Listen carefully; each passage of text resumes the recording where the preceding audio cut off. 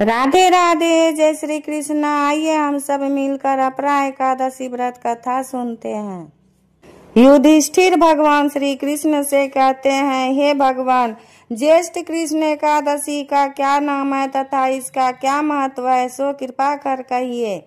भगवान श्री कृष्ण कहते हैं कि हे राजन, यह एकादशी अचला तथा अपरा दो नामों से जानी जाती है। पुराणों के अनुसार ज्येष्ठ कृष्ण पक्ष की एकादशी अपरा एकादशी कहलाती है, क्योंकि यह अपार धन देने वाली है। जो मनुष्य इस व्रत को करते हैं वे संसार में प्रसिद्ध हो जाते हैं। इस दिन भगवान त्रिविक्रम की पूजा की जाती है। अपरा एकादशी के व्रत के प्रभाव से ब्रह्म हत्या, भूत योनि, दूसरे की निंदा आदि के सब पाप दूर हो जाते हैं। इस व्रत के करने से पर स्त्री गमन, झूठी गवाही देना, झूठ बोलना, झूठे शास्त्र पढ़ना या बनाना, झूठा ज्योतिषी बनना तथा झूठा वैद्य बनना आदि सब पाप नष्ट हो जाते हैं। जो क्षत्रिय युद्ध से भाग जाए वे नरकगामी होते हैं, परंतु अपरा एकादशी का व्रत करने से वे भी स्वर्ग को प्राप्त होते हैं। जो शिष्य गुरु से शिक्षा ग्रहण करते हैं फिर उनकी निंदा करते हैं वे अवश्य ही नरक में पड़ते हैं, मगर अपरा एकादशी का व्रत करने से वे भी इस पाप से मुक्त हो जाते हैं।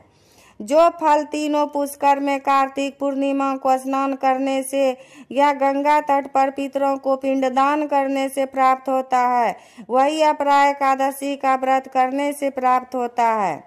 मकर के सूर्य में प्रयागराज के स्नान से, शिवरात्रि का व्रत करने से, सिंह राशि के बृहस्पति में गोमती नदी के स्नान से, कुंभ में केदारनाथ के दर्शन या बद्रीनाथ के दर्शन, सूर्य ग्रहण में कुरुक्षेत्र के स्नान से, स्वर्ण दान करने से अथवा अर्ध प्रसूता गोदान से जो फल मिलता है वही फल अपरा एकादशी के व्रत करने से मिल जाता है।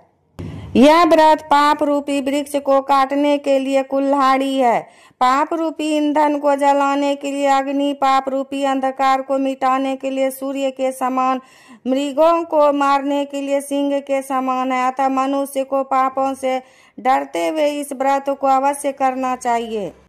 अपरा एकादशी का व्रत तथा भगवान का पूजन करने से मनुष्य सब पापों से छूटकर विष्णु लोक को जाता है। अपरा एकादशी प्रचलित कथा के अनुसार प्राचीन काल में महिध्वज नामक एक धर्मात्मा राजा था। उसका छोटा भाई वज्रध्वज बड़ा ही क्रूर, अधर्मी तथा अन्यायी था। वह अपने बड़े भाई से द्वेष रखता था। उस पापी ने एक दिन रात्रि में अपने बड़े भाई की हत्या करके उसकी देह को एक जंगली पीपल के नीचे गाड़ दिया। इस अकाल मृत्यु से राजा प्रेत आत्मा के रूप में उसी पीपल पर रहने लगा और अनेक उत्पात करने लगा। एक दिन अचानक धौम्य नामक ऋषि उधर से गुजरे। उन्होंने प्रेत को देखा और तपोबल से उसके अतीत को जान लिया।